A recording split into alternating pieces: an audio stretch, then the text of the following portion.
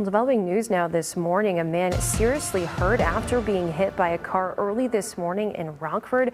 What we know right now is that crash happened near East State Street and Dempster Road, and the pedestrian hit was taken to the hospital with life-threatening injuries. According to Rockford police, all lanes are currently shut down from Dempster Road to Easton Parkway there on East State Street.